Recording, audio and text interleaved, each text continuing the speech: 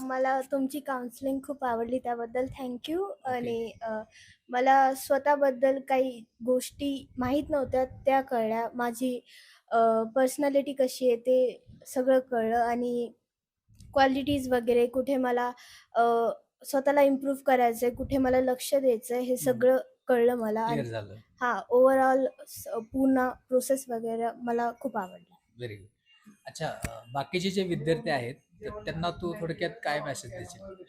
हे जे टेस्ट आहे, फिंगरप्रिंट बघणं, अॅनलाईज करणं, त्याची काउन्सिलिंग करणं, हे केली पाहिजे का सगळ्या विद्यार्थ्यांनी?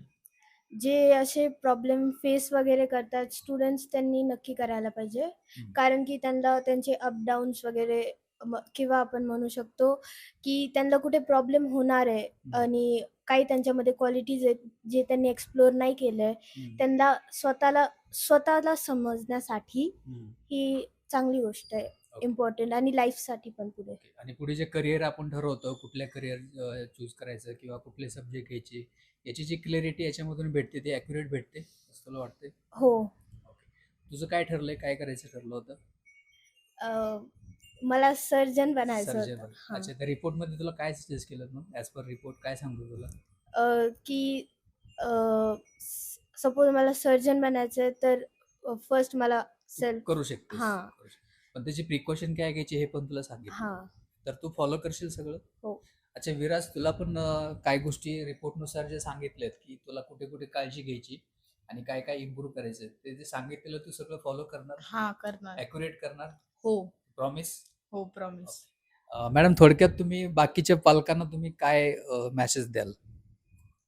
मी असा मेसेज देईल, की सर्वांनी करायला पाहिजे हे. ओके.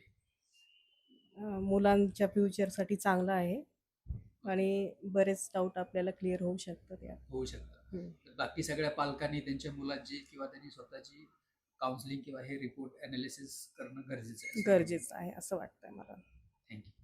थँक्यू. तुम्हाला सगळ्यांना भेटून खूप छान वाटलं. सरांकडून फक्त एका शब्दामध्ये त्यांचा फीडबॅक घेऊ. एका शब्द जर सांगायचा असेल, तर दुसऱ्या पालकांसाठी तुम्ही काय सांगाल? एक शब्दामध्ये काय मेसेज द्याल? त्याच्यामध्ये जर आता फिंगरप्रिंटवरून जे सरांनी ॲनालिसिस केलं जातं आहे, न्यूरोस टाईप आम्हाला वाटतं थोडंसं ब्रेनच्या ह्याच्यामधून. तर आत्ताच्या या दुनियेमध्ये किंवा या जगामध्ये वावरत असताना आपल्याला ह्या आधुनिक जगाच्या पळापळीच्या जीवनामध्ये नक्कीच असं काउन्सिलिंग करून घ्यायला पाहिजे आणि त्यांचं ब्रेन मॅप वगैरे काय आहे, त्या दृष्टीने जेणेकरून आपल्याला एक प्लॅटफॉर्म तयार होईल. तर ज्यांचा विश्वास आहे, त्यांनी तर नक्कीच करायला पाहिजे, पण ज्यांचा विश्वास नाही अशांना देखील सांगतो की आपण जर तो प्लॅटफॉर्म तयार केला तर आपल्याला जायचं का नाही हे आपण ठरवू शकता. ओके. Okay, thank you sir.